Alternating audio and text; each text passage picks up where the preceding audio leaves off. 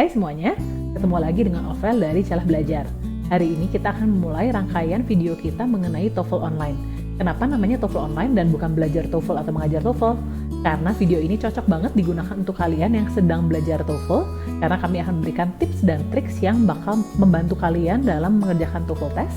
Dan video ini juga cocok untuk digunakan untuk kalian yang sedang mengajar TOEFL, karena di akhir video kita akan memberikan beberapa supporting activities yang bisa dipakai di kelas TOEFL kalian. Yang videonya, stick around.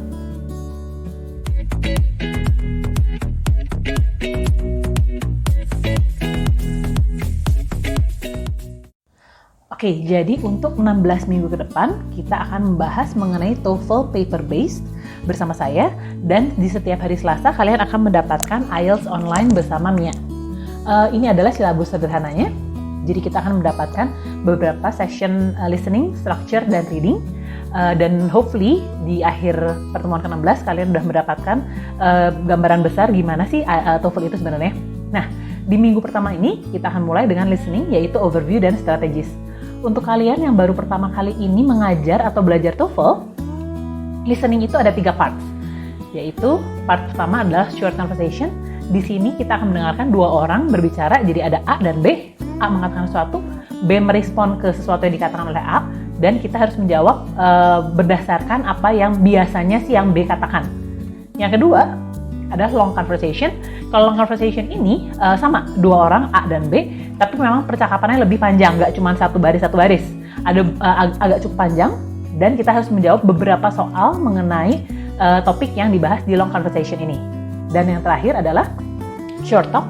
Dan di short talk ini tuh seperti dosen ngasih kuliah. Jadi ada satu orang ngomong monolog gitu ya beberapa lama, dan kita juga harus menjawab beberapa pertanyaan mengenai tema di short talk ini.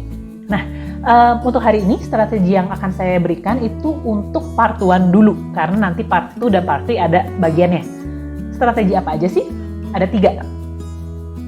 Yang pertama adalah focus on the last line. Ini tuh karena tadi yang saya bilang ya, jadi kalau short conversation ada A dan B, terutama pertanyaan biasanya tentang B-nya. Jadi misalnya ada perempuan, ada laki, terus nanti B-nya bilang sesuatu, biasanya nanti what does B mean? Jadi pertanyaannya mengenai si B-nya. Kalau yang kedua itu choose answers with synonyms. Kenapa? Karena biasanya kalau di part 1 memang si pertanyaan jawaban nggak bakal keluar sesuai dengan yang dikatakan oleh speakernya. Dan yang ketiga adalah avoid similar sound. Kenapa? Karena biasanya pakai sinonim. Jadi biasanya kalau yang jawaban ada similar sound-nya itu jebakan, gitu ya. Itu secara general dulu. Kita akan bahas satu persatu mulai dari focus on the last line. Oke, untuk strategi yang pertama yaitu focus on the last line, seperti yang tadi saya bilang, most of the questions itu bakal tentang second speaker-nya. Jadi kalau ada 2 orang A dan B, pertanyaan biasanya akan mengenai second speaker si B-nya, gitu ya. Nah, jadinya ini adalah advantage sebenarnya untuk kita. Kalau kita bisa ngerti semuanya itu yang paling bagus ya. Tapi kalau sampai kita nggak ngerti nih si first speaker-nya ngomong apa, it's okay. Gitu ya, harus kita lakukan adalah concentrate on the second speaker, karena si pertanyaan tuh biasanya bakal nanya tentang si second speaker-nya. Seperti ini contohnya. Can you tell me if today's matinee is a comedy, romance, or western? I have no idea. Nah, kalau kalian ngerti semuanya bagus ya. Kalau kalian nggak ngerti nih si cowok ini ngomong apa sih, gitu ya, si man-nya, kita lihat si woman-nya. I have no idea. What does the woman mean? Jadi pertanyaannya tentang second speaker-nya. Nah, jadi kita cari nih rephrase I have no idea apa? Di sini yang D, she does not know. D ini adalah rephrase dari si I have no idea tentang si second speaker-nya. Untuk strategi yang kedua yaitu choose answers with synonyms. Untuk yang ini sebenarnya karena gini, di listening part 1 short conversation biasanya di pilihannya A, B, C, D itu nggak bakal sesuai sama yang dibilangin oleh speakersnya. Jadi kita akan mencari pilihan yang menggunakan sinonim. Jangan cari pilihan yang menggunakan word yang sama, menggunakan kata-kata yang sama, karena biasa itu jebakan. Jadi seperti ini, kalau tadi kan kita bilang ya, bisa ngerti speaker pertama, speaker kedua itu paling bagus ya. Tapi kalau kita cuma ngerti sedikit tentang speaker 2-nya, itu tetap nggak apa-apa. Yang penting, dari kata-kata yang kita dengar dari second speaker-nya, kita cari sinonim dari kata-kata ini di answers-nya. Seperti ini contohnya. Nah, misalnya ada dua orang ya, woman sama man. Seperti tadi kita bahas di strategi pertama, pertanyaan akan mengenai si man-nya, bukan si woman-nya. What does the man mean? Oke, dari percakapan segini, kita cuman misalnya dengar kata fill out sama an application. Nah, carilah sinonim dari kata-kata ini di pilihannya. Jadi, ini pilihannya misalnya. Nah, fill out itu sinonimnya adalah complete. An application itu sinonim dari a form. Jadinya, carilah tipe yang seperti ini. Justru jangan cari yang menggunakan kata yang sama. Jadi application jadi apply misalnya gitu ya. Jangan, biasanya itu adalah jebakan. Jadi yang kita pilih itu D. Karena D ini menggunakan sinonim dari kata-kata yang dipakai oleh speakernya. Oke, strategi yang ketiga adalah avoid similar sound. Ini sedikit mirip dengan strategi yang sebelumnya, yaitu sinonim. Yaitu seperti ini. Jadi karena biasanya hampir semua pilihan itu akan menggunakan sinonim atau rephrase, jadinya implikasinya adalah kita jangan memilih pilihan yang terdengar mirip dengan kata yang kita dengar dari speaker yang kedua. Jadi misalnya speaker keduanya bilang ship gitu ya, jangan pilih yang pilihannya adalah ship, kapal ya, SHIP gitu ya, tapi mungkin akan di rephrase menjadi animal gitu ya.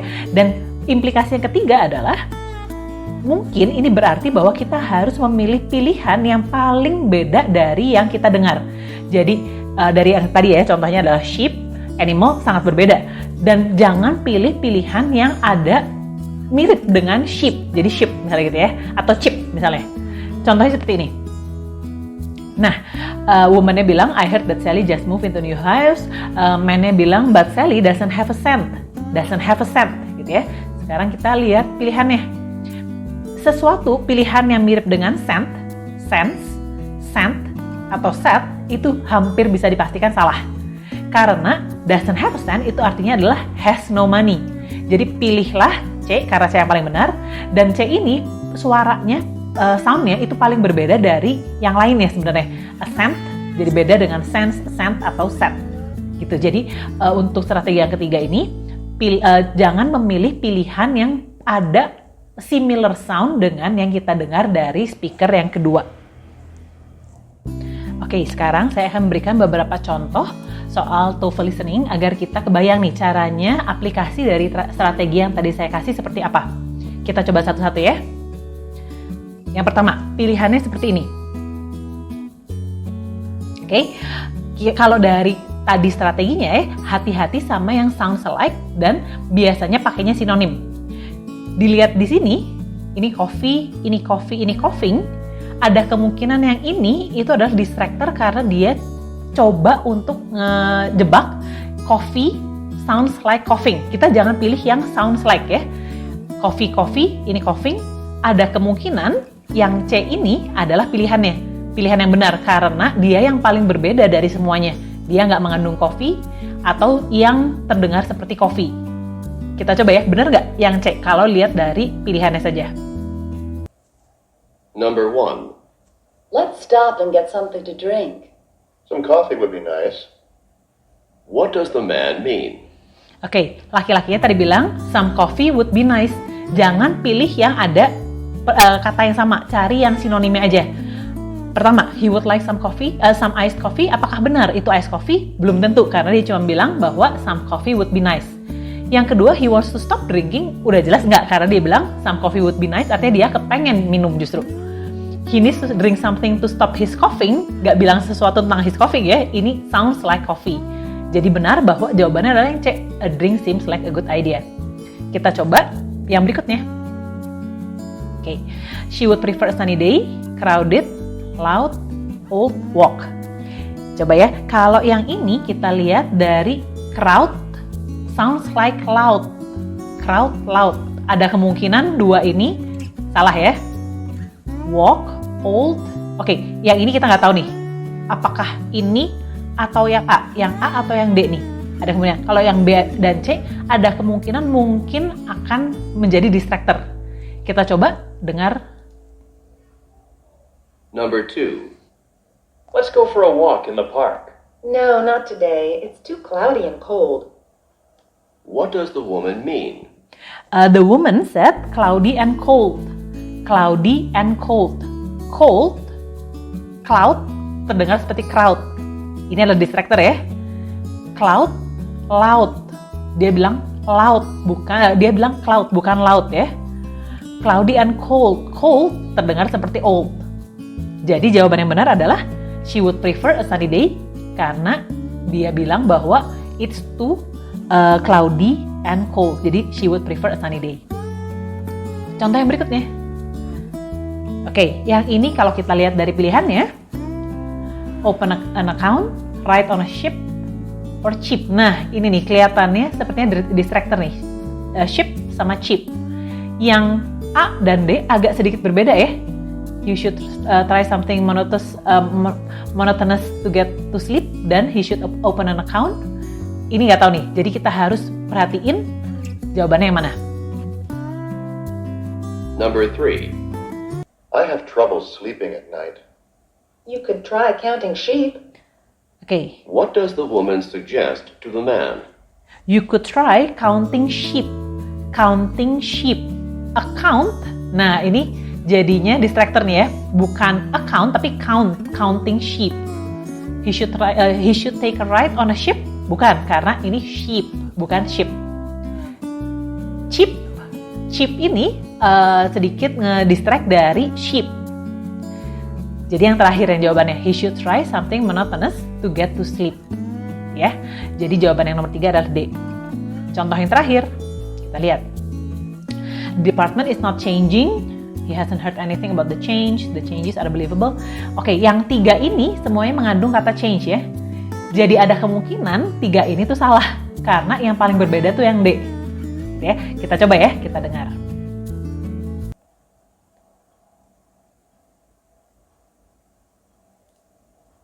Number 4. Have you heard that the department is changing the graduation requirements for our major? Yes, and I just can't believe it. What does the man mean? Oke, I just can't believe it. Laki-lakinya tadi bilang gitu ya. Apakah the department is not changing the requirements? Nggak, karena dari yang pertama tadi bilang bahwa departmentnya changing the requirements gitu ya. He hasn't heard anything? Nggak, karena dia bilang it's unbelievable. Ya, the changes are believable. Ini justru opposite-nya, unbelievable. Jadi jawaban yang benar adalah D. What has happened is incredible to him. Jadi strategi yang tadi saya kasih sebenarnya bisa buat last resort. Kalau misalnya benar-benar nggak tahu jawab yang mana, bisa dilihat dari pilihannya. Jadi pilih pilihan yang paling beda. Tapi memang sebaiknya sih tahu semuanya, karena lebih baik kalau kita tahu apa yang kita jawab gitu ya. Nah, tapi apa aja sih yang biasanya ditanyain di TOEFL Listening Part 1? Kita akan belajar di minggu-minggu selanjutnya. Tapi ini adalah general strategi gimana kita bisa menjawab Listening Part 1 kalau sampai kita nggak bisa ngerti semua percakapannya dari speaker 1 sama speaker 2. Seperti itu. Sekarang saya akan membagikan 2 supporting activities yang bisa dipakai oleh guru TOEFL saat mengajarkan listening strategies yang tadi saya kasih di kelas mereka. Oke, yang pertama adalah synonyms bingo dan yang kedua adalah minimal pairs. Synonyms bingo ini bisa diajarkan tentang yang tadi ya, choose the synonyms, choose options with synonyms, dan minimal pairs ini bisa diajarkan untuk mengajarkan avoid similar sound. Ya. Oke, sekarang kita mulai ke synonyms bingo. Kalau kalian belum tahu tentang synonyms bingo, boleh banget cari-cari dulu tentang synonyms bingo ya, karena kita akan bahas sedikit aja di sini.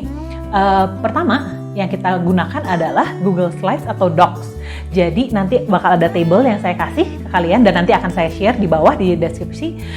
Kalian bisa pakai itu, copy itu untuk Google Slides atau Docs kalian yang akan di-share ke murid-murid. Dan satu lagi, yang penting juga adalah menggunakan voice call application. Boleh WhatsApp, boleh Zoom misalnya gitu ya. Asal sesama murid tuh bisa saling mendengar, ngomong dan mendengar gitu ya. Nah, kalau kalian belum terlalu apal nih cara pakainya Google Slides atau Doc atau voice call application, boleh banget klik di sini card yang ada di kanan atas dan itu akan membawa kalian ke video kita tentang Google Tools, Google Classrooms dan Zoom dan Meet. Ya. Oke, yang kedua, sharing option, seperti biasanya saya mau ingetin, sharing optionnya ini adalah students can view, jangan students can edit. Jadi mereka bisa lihat tapi mereka nggak bisa edit si kata-katanya. Ini biar mereka juga nggak jadi licik gitu ya, ganti-ganti kata-katanya. Oke, yang seperti apa sih synonyms bingo? Itu seperti ini. Jadi students need to find the synonyms of a word dan cross it out. Jadi students A, misalnya students A bilang satu kata, students B itu perlu menemukan sinonim dari kata itu di screen mereka. Kalau udah ketemu, sama-sama cross out si wordnya. Pemenangnya siapa? Pemenangnya adalah students yang bisa bikin line, vertical, horizontal, atau diagonal dengan 4 cross out words. Dan kalau mereka udah 4 cross out words berturut-turut ya, jadi bikin line itu, mereka bilang bingo. Dan yang bilang bingo pertama adalah pemenangnya. Dibanding bingung, kita lihat ya. Oke, ini adalah kartu untuk student A. Kartu untuk student B adalah sinonim dari kata-kata students A. Jadi saling sinonim ya. Misalnya seperti ini, students A bilang lose. Sebelum dicoret, student B-nya harus cari dulu nih, lose apa ya? Oh, lose itu misplace. Kalau ketemu, sama-sama coret. Student B coret misplace, student A coret lose. Gitu ya. Nah, yang berikutnya student B yang bilang, misalnya student B di sini, bikin 4 cross out words itu antara ke sini, atau ke atas, atau ke sana ya. Gitu ya. Nah, jadi mungkin dia bakal bilang, signal. Signal biar bisa bikin kayak gini ya, signal. Student A-nya lihat signal apa ya? Oh, indicate, di cross, sama-sama di cross. Kalau misalnya student A-nya nggak tahu, nggak apa-apa, pass, tapi dua-duanya nggak bisa cross jadinya. Cari yang berikutnya. Ya. Nah, nanti kalau udah bisa 4 ke sini, atau 4 ke sana, atau 4 ke sana, itu bilang bingo dan mereka yang menang. Itu untuk synonyms bingo. Yang berikutnya adalah, yang kedua adalah untuk mengajarkan avoid similar sound dengan memakai minimal pairs. Supporting activity kedua yang akan saya share adalah minimal pairs. Minimal pairs ini bisa untuk dipakai mengajarkan ke murid-murid tentang avoid similar sound. Caranya seperti apa? Pertama, pakai toolsnya adalah Google Slides atau Docs atau Jamboard boleh juga, dan voice call application WhatsApp, Zoom atau Google Meet. Yang kedua, sharing optionnya adalah students can view seperti biasa, jadi mereka nggak bisa ganti-ganti kata-katanya. Dan caranya adalah seperti ini, satu student itu listen to their partner and choose the correct option. Sementara student yang berikutnya, yang satunya adalah read the underlined sentences. Jadi nanti akan ada 2 sentences, salah satunya akan di underline, dan murid itu harus membaca yang underline sentence. Sesudah itu, murid yang satunya itu akan listen to their partner and choose the correct option. Seperti ini. Nanti slide ini akan saya bagikan jadi kalian bisa pakai ini slide-nya di description. Jadi nanti kalian lihat link di description-nya ya. Pertama seperti ini. Student A, read the sentence. Listen and mark buat nomor 2. Read the sentence untuk nomor 3, listen and mark, dan seterusnya. Di setiap read the sentence untuk student A, pasti di student B itu akan listen and mark. Jadi seperti ini. Student A akan membaca yang di underline. I heard that it was an interesting meal. Student B itu harus denger, terus pilih apakah student A itu bilang yang A atau yang B. Ya, dan nanti gantian. Nomor 2, student B yang ngomong, simply speaking, he's a sheep salesman. Si student A akan listen and mark yang mana nih yang dia bilang, yang A atau yang B. Seperti itu. Di sini ada 14, kalian bisa pakai ini untuk mengajarkan ke murid-murid untuk avoid similar sound saat memilih pilihan di listening part 1. Segitu dulu video kita hari ini mengenai listening, overview, dan strategis. Di hari Jumat minggu depan, kita akan bahas tentang structure, terutama mengenai overview dan one clause. Tapi jangan kemana-mana, karena di hari Selasa kalian akan mendapatkan IELTS online bersama Mia. Kalau kalian masih ada pertanyaan, boleh banget komen di bawah. Dan jangan lupa untuk like dan subscribe for more great videos. See you!